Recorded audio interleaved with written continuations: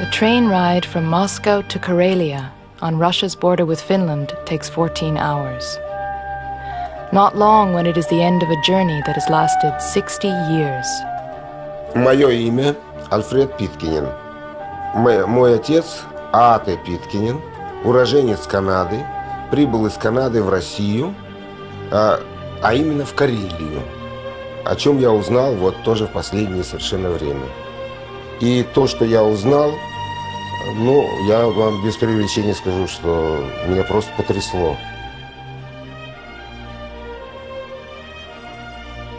Alfred Pitkanen's destination is a town most of us have never heard of. But in the 1930s, it was Mecca to thousands of communism's true believers, including Alfred's father. Petrovskoy, capital of the Russian province of Karelia, where a statue of Lenin built by Canadians, yes, Canadians, still dominates the central square, and where Alfred's Canadian father wrote his final letters. Dear Mother, Father, and Taimi, since I have almost 24 hours left, I'll write some more. So that's how it goes. My life's journey ends a little earlier than I had hoped, but you can't change fate, and so many boys, better ones than me, have already gone before.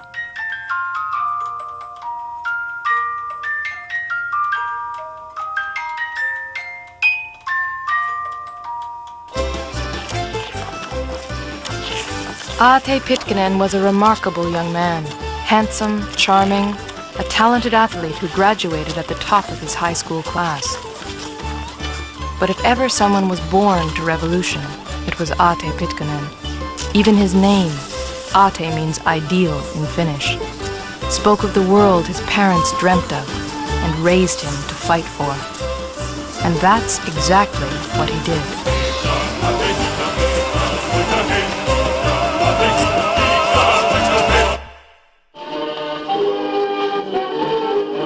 Aate's story begins in the turbulent years after World War I, when disillusioned veterans and radical workers were calling for revolution, and the bosses truly feared they might get it.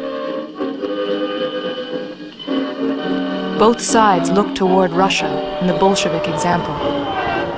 The wealthy saw the end of the world, the poor saw the future. The loudest cheers for the Soviet Union came from the Communist Party of Canada. And the Communist Party's strongest support came from Finnish immigrants living in northern Ontario. The Pitkanen family on their farm near the lakehead were among the first to join. In 1930, when Taimi Pitkanen was 19, she went to Russia to see the future at first hand. I was to study capitalism, communism, socialism. They had a plan for their economy, for their agriculture, for education, for everything. We thought that this was wonderful, naturally. Naturally, and just as naturally, Aate followed her to Russia a year later.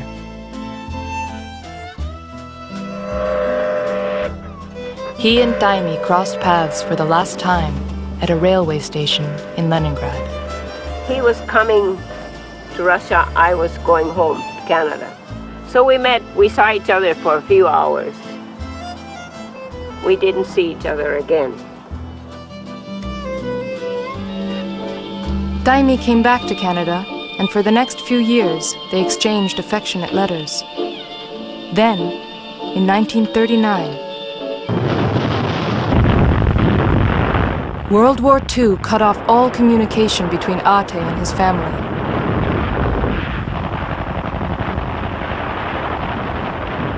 By the time the fighting finally ended, 20 million Soviet citizens were dead. Millions more had simply vanished into the smoke, leaving no trace. Aate Pitkanen was one of them.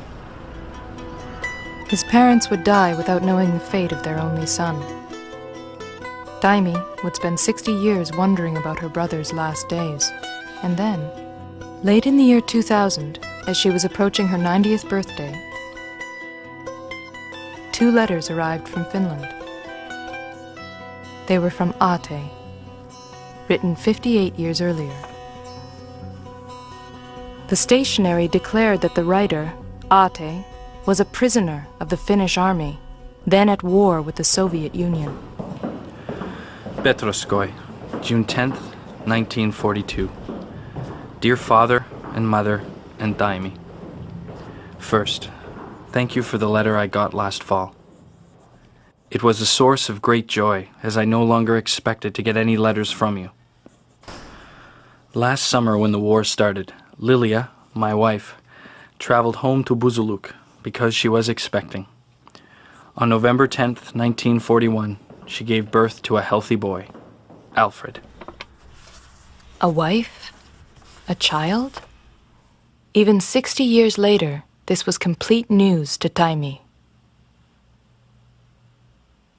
I am sorry I haven't been able to help you at all in your old age, but as you know yourselves, it has not been possible. But now, when the war ends and my fate has been decided, everything that has been impossible may become possible again. Please write a letter back. I might one day get it.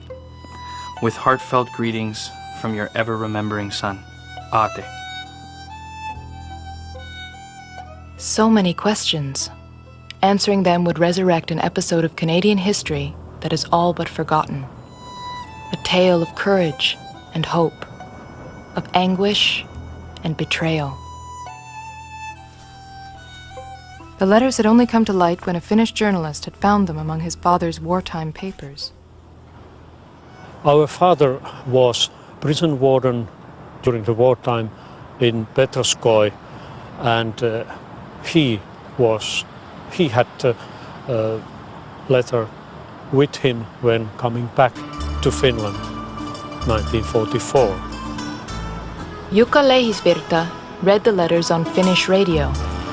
His listeners were moved and wanted to know more, especially what had happened to the baby boy Aate had mentioned, Alfred.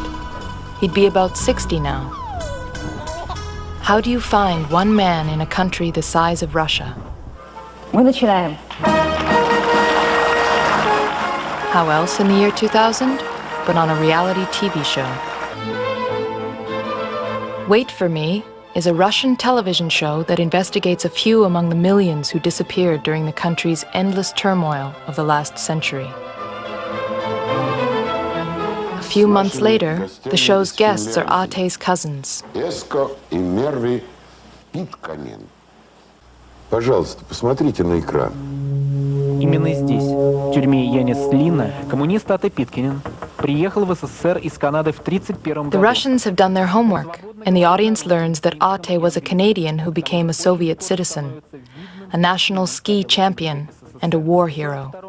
That he had even been recommended for the Order of Lenin, the country's highest medal. And that he had a son who has never met his father. Хотите найти Альфреда Питкинена. Правильно? Да? Мы его нашли. Все это время он сидел здесь у нас в студии и слышал весь ваш рассказ. Альфред.